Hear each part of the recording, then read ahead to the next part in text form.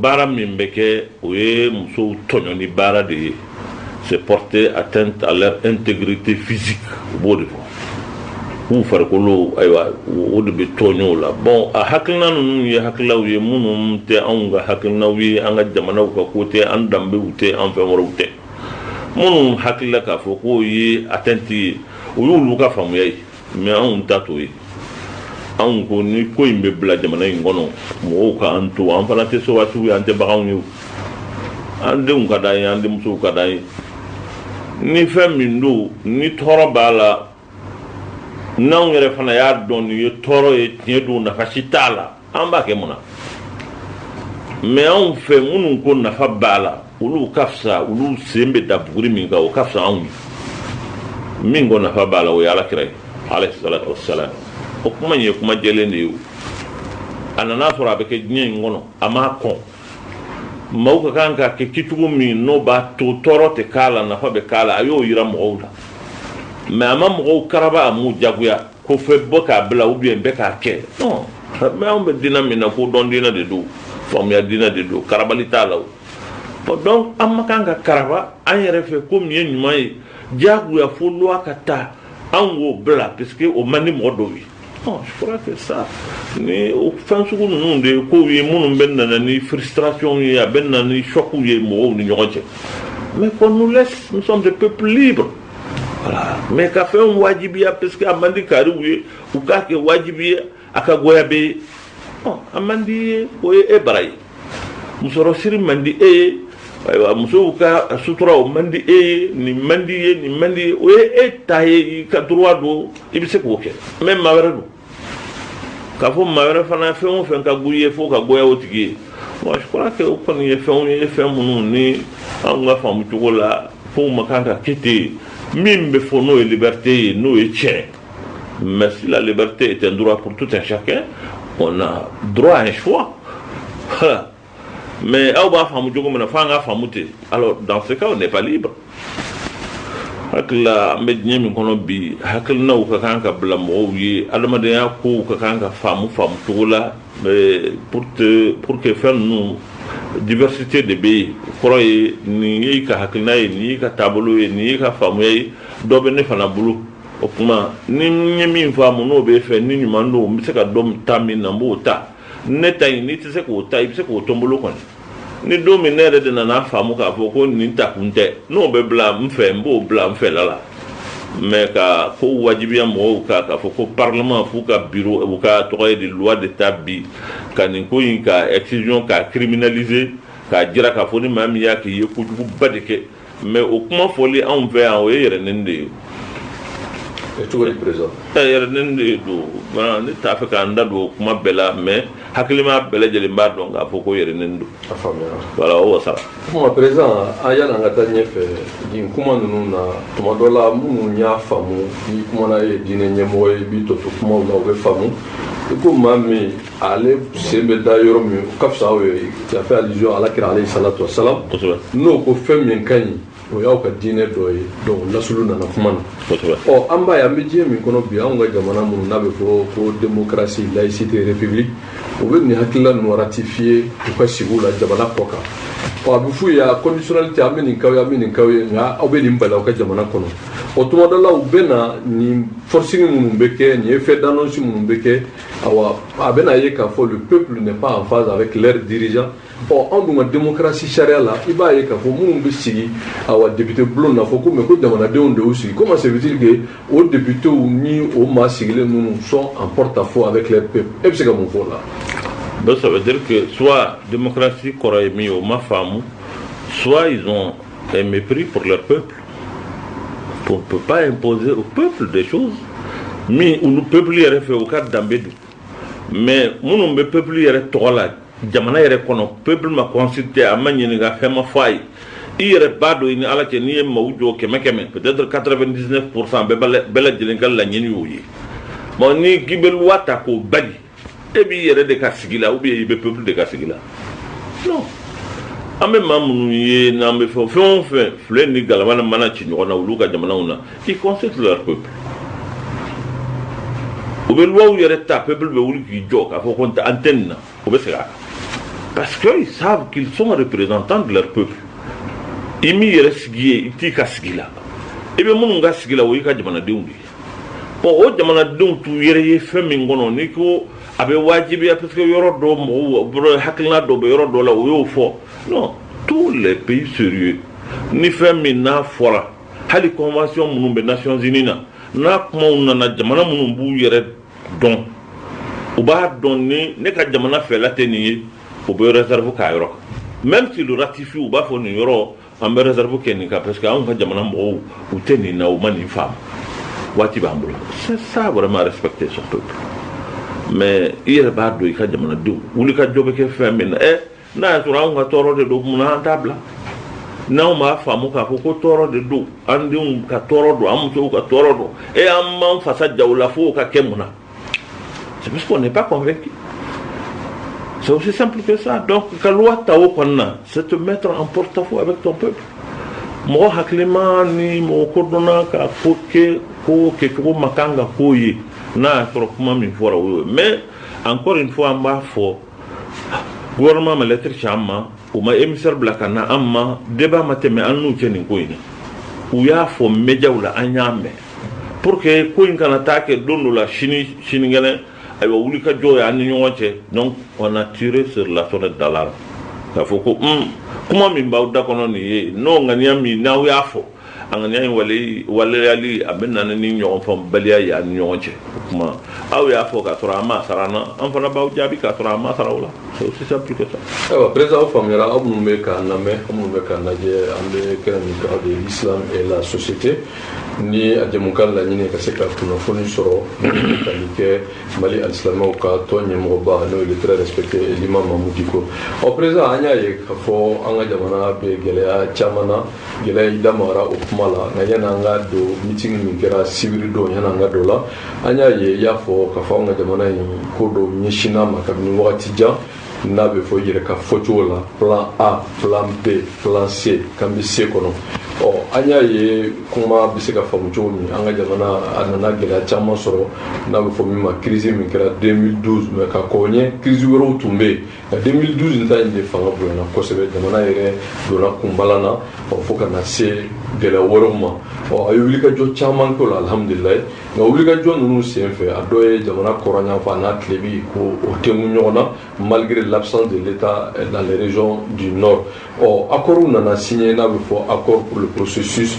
d'Alger ni au laïquement de fo je te cite ka fa mbena doni ka sa mabel peu o wati la yo fo do ya famu do ya ka fo awa ye fanga de la fasa o anana do la wura fana kono no onana ke chamanche kuma ye ko inse fe ka fo munumbe jamana koranya fa fa na tlebi fe ku beka kila jihadisu do terroristu do awa no ye ka fo beka nganyawe kelenye ye kuma do fana fo ola o anana do sabana min kono no ye jamana ere chamanche fa no ye mopti ni mangam wulla kuma ka ko ni fo awa bagangena ni Sénégal be ñona nga kuma na yelema ko flani bamana o plan A plan B plan C akorem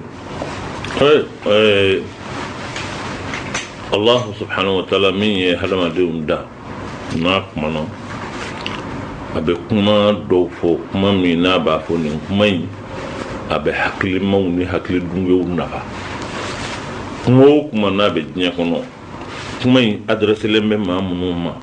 o ya ala ye hakli nyumandi ma munu manu bisaka kuma wala ka kuma ka kono fere ka laje ko de be ke an ga jamna ngono ko munu ni ma dola adabirlembe ibita so ambe ko chama na ko yire femi anto do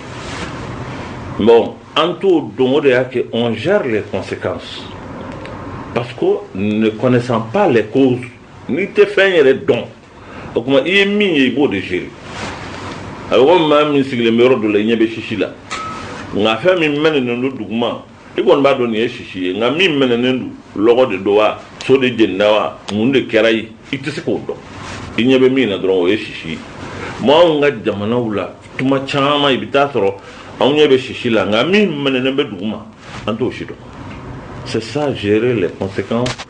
et puis ne pas savoir la cause parce que bien ko be abe diagnostiqué de koroy fembe wala ka la je docteur nyuma ni nana ma ko mangene a bɛ fɛn minnu ɲini fɛ o de ye ka diagnostiquer a tɛ pikiri k'i la ten o a tɛ fura de ma ten dɔrɔn parce que i ye min fɔ o ye kunkolodimi ye o parce que ko dɔw de bɛ kɛ sababu ye ka kunkolo dimi kunkolo tɛ dimi a yɛrɛ ma a sigilen bɛ organisme de kunna o kuma fɛn dɔw de bɛ yen n'olu dɔ bɔr'u la walima fɛn dɔ kɛr'u la o bɛ kɛ sababu ye kunkolo a bɛ dimi e bɛ se ka min fɔ dɔrɔn dɔgɔtɔrɔ ye o de ye kunkolo bɛ dimi nka ale b'a ɲɛɲini mun na kunkolo in b'i dimi c'est ça faire un diagnostic ka ko kɔrɔ ɲini k'a ɲɛdɔn anw ka jamanaw kɔnɔ a ka kan kow ka laɲini a ka ɲɛdɔn balawu wulila jamana kɔnɔ dɔw ye marifa ta kɔrɔn fɛ ka ɲɛsin jamana ma k'a kɛlɛ mun na olu y'a fɔ k'u b'a kɛlɛ min na mais anw fana ka kan k'a ɲɛɲini a ɲɛ yɛrɛ la n'u wuli kun ye jumɛn ye parce que n'i ye ko min dɔn i bɛ se k'o de kunbɛn mais i tɛ fɛn min si dɔn a tun bɛ ka gɛlɛ i bolo dɛ bon généralement anw t'a ɲini k'a dɔn olu yɛrɛ mana min fɔ anw ka revendication ye nin ye anw bɛ dan u ma non a tigi ni marifa de bɛ ɲɔgɔn na ale de bɛ na a b'a f'i ye dɔrɔn ne ka laɲini ye nin ye ɔhɔ i y'o mɛn nka i yɛrɛ y'a ɲɛɲini k'a ɲɛdɔn nin laɲini in kɔfɛ mun bɛ yen o de ka kan ka kɛ ko in na c'est pour cela ko in a bɛ taa a bɛ na a bɛ taa a bɛ na a bɛ taa a bɛ na fɛn min dun bɛ yen n'i t'a fɛ a k'i dun kana to a k'i sumusumu dɛ n'i bɛ siran fɛn min ka n'i dun kana sɔn a k'i sumusumu ni fɛn min ni i bɛ siran a ka n'i dun kana to a k'i sumusumu o kɔrɔ ye jumɛn ye e yɛrɛ bɛ jɔrɔ n'a ye n sɔrɔ a bɛ sɔn ka n dun i b'i bolo don ma a k'a sumusumu hakilima ka baara t'o ye bon nin ko in kabini ko in daminɛna ne y'a fɔ mɔgɔw ye n ko nin fɛn min bɛ sen na an k'an kɔlɔsi a la parce que 2012 ne ye kuma in fɔ n ko nin ko in maaw tɛ ni marifaw ni maramafɛnw tɛ se ka na jamana kɔrɔ yan fɛ ka n'u to o yɔrɔ la ko ayiwa don dɔw la u tɛna ɲini ka marifa ninnu kɛ fɛn dɔ ye non garnison tɛ o bɛ yen fɛn in bɛ yen ko dɔ de kama mais an sigira ka ko in k'a namu fo don min u nana diya kuma min fɔra ni bɛɛ y'o mɛn o ye jumɛn ye k'u bɛna jamana ɲini u yɛrɛ ye kuma de fɔr'u ɲɛna o yɔrɔ o yɔrɔ diɲɛ kɔnɔ farajɛ de bɛ ayiwa farafin mara ko mali in de kɔnɔ farafin de bɛ farajɛ mara a tɛ yɔrɔ si ni mali tɛ k'u don u kunma k'u lamurti ka maaw ɲini k'u sama k'u bɔ olu yɛrɛ k'a fɔ k'u b'u damana jamana k'o tigɛ ka jamana in tɔgɔ da u yɛrɛ ka kan na a n'u ka faamuya la sigibaa wɛrɛw dun b'a yɔrɔ la yen maa minnu ye empire fondé olu b'a yɔrɔ ye dugu minnu n'u tun ye o empire ninnu capitale ye o yɔrɔw bɛ yen ninnu ka nin fɔ o kɔrɔ ye k'a fɔ ko tariku ko tɛ o kuma dɔ de fɔr'u ɲɛna u wulila ka ɲɛsin jamana ma k'a ɲini k'a bɔrɔtɔ jamana min a fɔra bɛɛ lajɛlen y'a mɛn don min ni bin kɛra nord kan e y'a mɛn k'a fɔ ko u y'u ka indépendance proclamée e y'a mɛn sira jumɛn fɛ France 24 de mo a ma fɔ o de la o télévision y'a dabali de détaillé wa bon président o kɔrɔ i b'a fɛ k'a fɔ il y a la main de la France derrière. Moi, je ne dis pas la main de la France ou de Britannique ou bien de Bamako ou de... Non. Je parle à des gens qui sont intelligents. De comment fera Haklima Beledjelimbe comment femme. Mais à indépendance déclarer à Yoromi, à déclarer Yoromi au France 24 qu'on a dit. Même si Sigraka, comment faut à donner nous à y calanquer Bamakoya. Voilà, Moho Bardon. A kun bɛ jatigila la yɔrɔ min na o dɔnnen o de sigira k'a fɔ san 400 u bɛ ka fɛn min ɲini a sɔrɔla bi mais c'est pas vrai c'est falsifier l'histoire c'est dire des choses qui ne sont pas réelles bɛɛ lajɛlen b'o dɔn o kuma in tɛ tiɲɛ ye bon bref o kuma in nana ka na don mɔgɔw kuma ka fɛn in yɛlɛmɛ a laban mɔgɔ fagaw kɛra fɛn wɛrɛw kɛra u ni maa wɛrɛw jɛra ka baara in kɛ parce que i b'i ka ko la maa wɛrɛ fana b'a ta la o o ni minnu jɛra ka nin janfa in siri o tigilamɔgɔw b'u yɛrɛ proclamer u b'u yɛrɛ réclamer ni fɛn min ye o ye diinɛ ko ye o tigilamɔgɔw de labanna k'a fɔ ko o tuma n'aw ni aw ma bɛn a la kuma aw ka taa parce que aw bɛ jamana buruja min ɲini an ka tigɛ k'a bɔ ɲɔgɔn na o tɛ anw ka projet olu bɔra a la maa minnu nana kuma fɔra a fɔra e y'a mɛn ne y'a mɛn mɔgɔ wɛrɛ y'a mɛn ko nin kɔni ni mali bɛ farati de la maa minnu filɛ nin ye ka diinɛ kuma fɔ yen fɛlɛ in na mais u correspondant bɛ yan a bɛ sedi yɛrɛ la a selili dɔrɔmantu bɛ yan a fɛn ninnu bɛ yan nin bɛ yan a bɛɛ ye kelen ye o dununkan fana wulila mais laɲini min b'a la o ye jumɛn ye min ma se ka sɔrɔ don in na ni nin bɛ se ka kɛ sababu ye o ka sɔrɔ o de ye jamanadenw k'u kɛ ɲɔgɔn kan an k'an kɛ ɲɔgɔn kan ka ɲɔgɔn fa anw ni chrétien tɛ dɛ o tɛ sɔn k'o kɛ u b'o kɔrɔ dɔn mais an yɛrɛ dama silamɛw k'a dɔn an n'an hakili cɛ mun b'a to an yɛrɛ dama bɛ berew ni besew ni fɛnw ta ɲɔgɔn kama ka ɲɔgɔn fa u y'o de ɲini mais ala barika la o ma se ka kɛ an ka jamana na c'est ça le plan B hakilima bɛɛ lajɛlen b'a faamu o ma se ka sɔrɔ o ma sira sɔrɔ mun wɛrɛ kɛra o de ye se min ne b'a fɔ moi je ne parle pas au hasard n bɛ kuma in dalilu b'a la hakilima n'i y'a mɔmɔ i bɛ taa sɔrɔ a la fo n'i y'a sɔrɔ i tɛ fɛn kalama anw sigilen bɛ an ka jamana in san 1000 walima san 100 yirikaw maa minnu sigilen bɛ sigi la minnu bɛ seli n'a seli bali u bɛɛ sigilen bɛ jamana in fila n'a ka dɔn a fila n'a bɔbɔ a fila n'a bamanan u bɛɛ sigilen bɛ Seko Amadu nana ka na jamana in mara ka na ni diina de ye ko n bɛ diina mara n'o ye mais a ye ka dɔw t'u damana ka bɔbɔw to u damana maa si ma karaba maa si ma neni kɛlɛ ma kɛ maaw ni ɲɔgɔn cɛ ko ninnu tɛ ayiwa silamɛw ye an b'u karaba bɛɛ tora a ka hɔrɔnya la bɛɛ nana silamɛya a yɛrɛ de ye min bɛ silamɛya diinɛ wɛrɛw nana don min na ni min ye min choisi o kɛra o diinɛmɔgɔ ye anw ka jamana in na karabali t'a la fɛn wɛrɛ t'a la kɛlɛ t'a la maaw ma kɛlɛ a la mais soudain yɔrɔnin kelen waati kelen i b'a ye o zone ninnu na yɔrɔ min ye jamana yɛrɛ a barajuru ye o de ye delta central o ye jamana barajuru kɔrɔ ye jamana sud ani a jamana nord yɔrɔ min b'u tengu ɲɔgɔn na o de ye delta central ye wa siya ninnu bɛɛ lajɛlen bɛ taa ɲɔgɔn sɔrɔ yen mais a dominante minnu bɛ yen o ye fila ni bamanan ye bozo ni ayiwa fɛn wɛrɛw bɛ fara a kan a bɛɛ y'o kelen ye yɔrɔnin kelen kɔnɔ maa minnu bɛ sigi la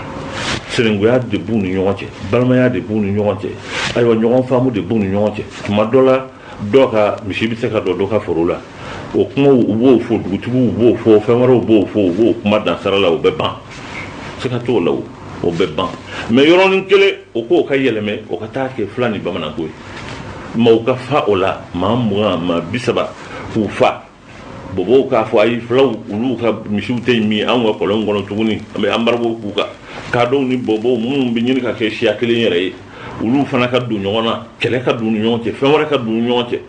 mais pourquoi en même temps au même moment et dans les mêmes zones pourquoi mais hakilima ka kan k'a yɛrɛ ɲininka mun na président o ɲininkali sen fɛ an bɛ wajibiya ka kuma dɔ ɲɛsin ma même ni la question elle est très sensible nka mɔgɔw ka se k'a faamu an b'a ye i y'o camancɛ min fɔ n'o ye Mopti jamana ye n'i y'a tariku ta k'a lajɛ silamɛya ye fangaba sɔrɔ a yɔrɔ in na yanni nanzara ka na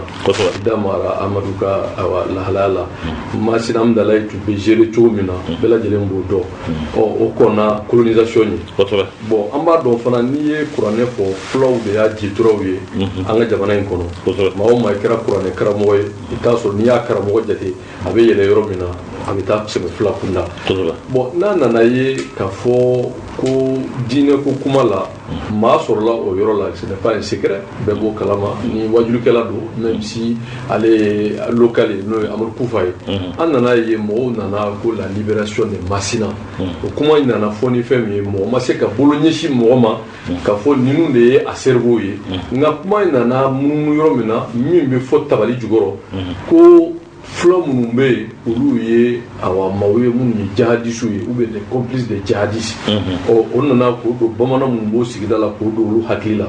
bamanan minnu fana bɛ yen olu fana y'a ye k'a fɔ kuma tɔɔrɔ min bɛ k'olu sɔrɔ o ye ninnu ye minnu ye ko mun ma ko jihadistes ni dɔw ko terroristes bon e dun nana jira k'a fɔ janfa don ni kuma min bɛ tabali jukɔrɔ jɔnni de bɛ ko in jukɔrɔ ko in bɛ se ka faamu cogo di Amadu Kufa ko in yɛrɛ a tɛ fɔ sa an k'a faamu ka da kan e yɛrɛ fana i ye bamanan i ye fila ye i ye kɔrɔbɔrɔ ye i ye conseil islamique président ye n y'a bɛn ɲaga ye i b'o fara kan n y'o fara kan voilà ala k'an bɛn sa amina bon i y'a dɔn nin ko in a bɛɛ y'o ko kelen de Amadu Kufa c'est un peuple tiɲɛ yɛrɛ la mɔgɔ min bɛ ka fɔ ale tɔgɔ la ni ne y'o mɛn ne bɛ yɛlɛ parce que je sais que ale il n'a pas l'étoffe ni famille tala, il est local comme tu l'as dit, local de tout, à famille tala, à cordon tala, à kikuyata. Mais c'est un naïf. Après que dina sera fait mort ya kungolo soro ka ko ka do fen parce que ayereka tabiaye momi c'est quelqu'un de conviction o ya tabiaye o ya kitui ya dona ko la akume dongilu da dongili fla banyaru nanu ni banyaru be foto na bamalanga voilà mo jahiliya dongilu ka mso tanu ka fenworo ke ka kuma o dongilu kamba o dongili se umbe ali ba enregistrer be mo do bol o do ay to ba soro la o mo sugu de do mais kala nendu kala jaraye wajuli kadaya nana do wajuli bo aka wajuli senga fari ani karamo kunte ben fo la ko chama mais adona ko minani absaka ka lere fen ko ye dina ko yere de ko amina dina de jo chere la mais iba donc ka fo c'est naïf ta kala ma ta fam mo me medien don e be rapport de force ou don mo medien ko no bi ka marfanu ta ka ti dugu aywa tout koro yoro ina yemfe obsaka dina jo jamana ngono non tu peux nuire mais c'est ka dina jo atigita fam hakki tala ko do tal m'saka finir avec conviction Forum de libération, mouvement de forum de libération de Massina, Ninja Amadou Hakilnay, allez se ka nimboa ngolola. Concept bora yorodo de la kana funko inkono, ni fait mingara ou ba attribuer ou là pour créer la confusion. Mais j'ai la conviction que Kafoko ou nous té au panier. Ma faut djihadiste ou té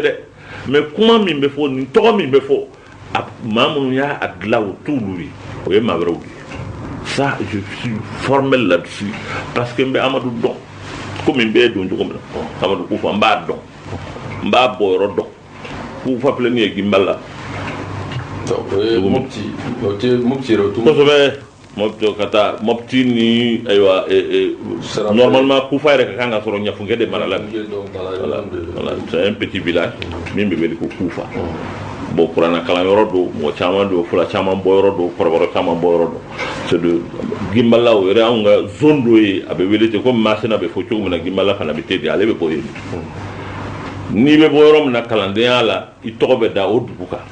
o le lo babe ko amul ko lamana ayele mana ko be mofti kerefe yorom be wele ko alhamdulillah aka duere ko be aka kalande ko be askili be dina fo kon kada ko sebe alors on connaît c'est catholique mais ka foko hakili bala pour prendre le pays ka marafou ta comme djihadi comme ninke il peut être entraîné là-dedans après ça do parce que comme non ni dona la bojugo ka gele bojugo ka gele courage ma président bojugo ka gele mam marfati bolo warti bolo fenti bolo munu marfani fendima mon ninu mabe ala ibe botenwa bon ibe jamana munu fana kono o jamana ni to dari la ka ban olu ta fe ka halika kumani ye fere chiteke pour que ka au bo ofli kono parce que il y a un complot international il faut le dire mon on a vu là ka foko et djihadistes ou bien ou islamé on les met dans un carcan où personne ne veut parler avec eux ni hana mande mimbe fili la mo si ma soro mimbe kumi fe e be bo fili la donc ibeke fin joginende parce que fait jamana yibla anyugura ila aye ni kuma manquant donc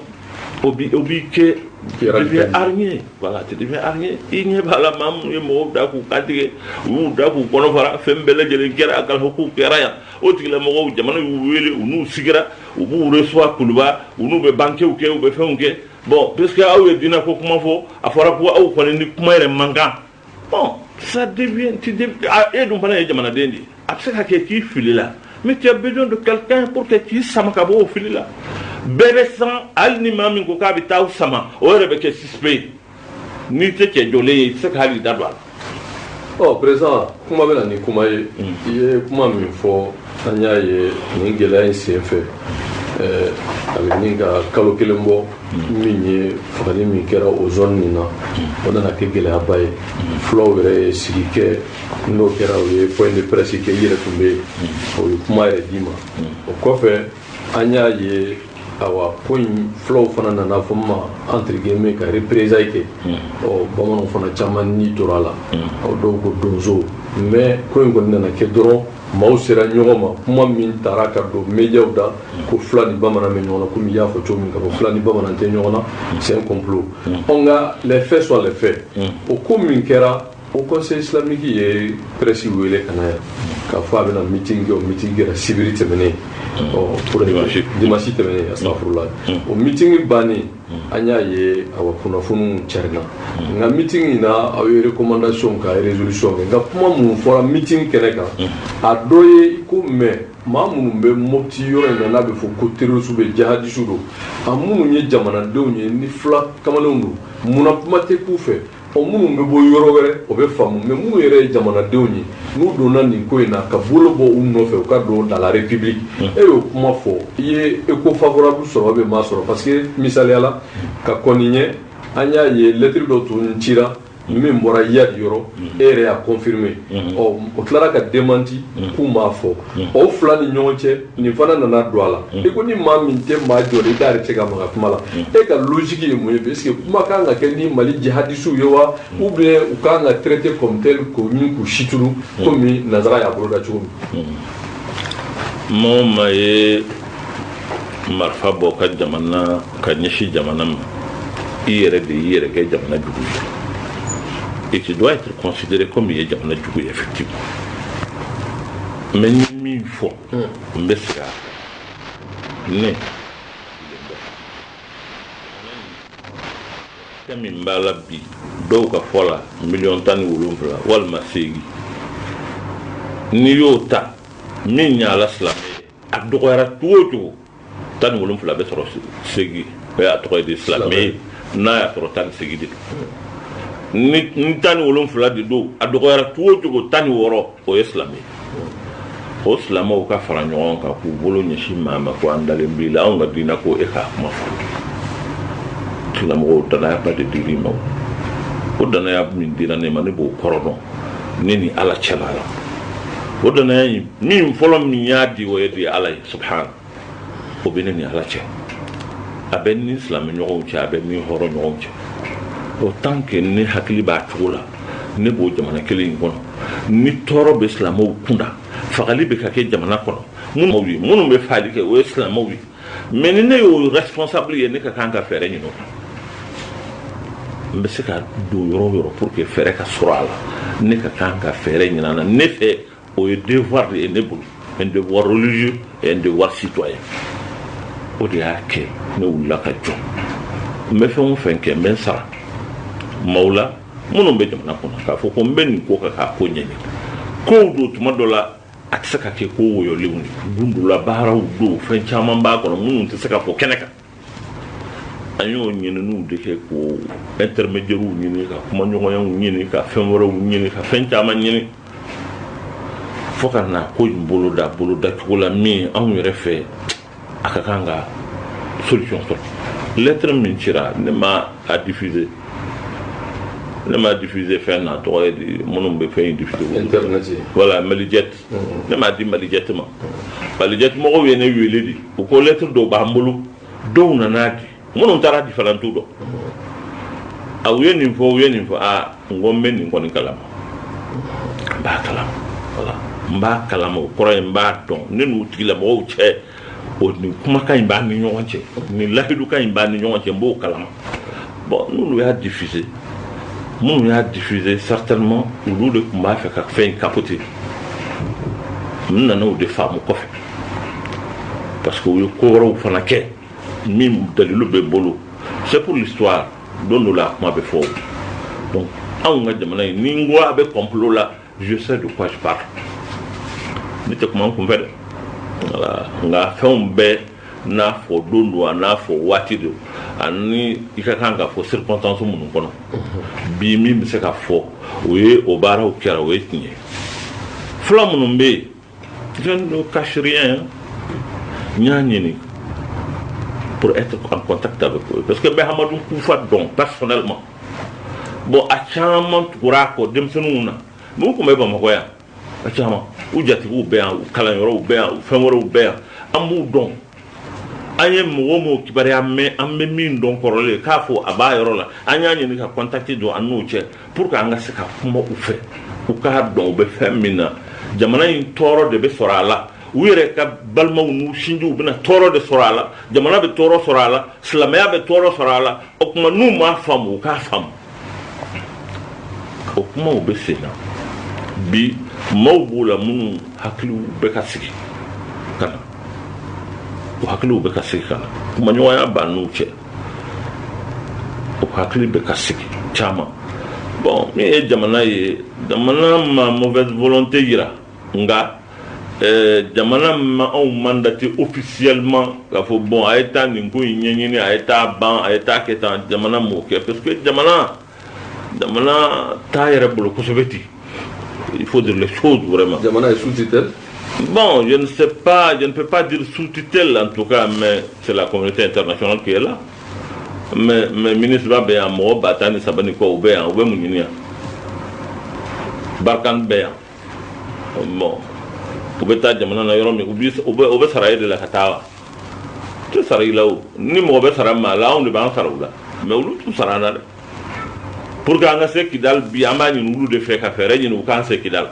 ulu to jina few donc an na on te sous-tutelle la ambe ko do ko be kelen ka min barala kamata amba jiga fo bela jilenye familialike je crois que jamana mo be korela minte kaslamo d'accord bo ma honorable adi nyangado ale assemblée nationale des vice-présidents anya fo politique mo che ayi soro min hodi bitien ale refana ye min fo awa ni meeting ko fe au conseil islamique ani mbaraina ani toro min fana be ka nyeshi jamana deuma ma ministre min no ministre Bachile anga je ka honorable adi nyangado awa honorable adi nyangado assemblée nationale des vice-présidents islamo ka to min no conseil islamique ye bela jilen wele kun fana fɛn min ye ko basigi ka na an ka jamana kɛrɛnkɛrɛnna maaw kana sɔn ka don siya kɛlɛ kɔnɔ n'o ye kabilaw ka bila ɲɔgɔn na siyaw ka bila ɲɔgɔn na ka fɔ o baara min daminɛ Mopti jamana o bɛ se ka kunbɛn cogo a kana warakata jamana kɔnɔ ani kuma wɛrɛ minnu fɔra aw ye député mais bɛɛ kɔfɛ e ye assemblée nationale des vice-présidents i ye mun mɛn i ye mun faamu kɛrɛnkɛrɛnnenya Sɛki Mamudu Diko k'i wele nin kɛnɛ in kan.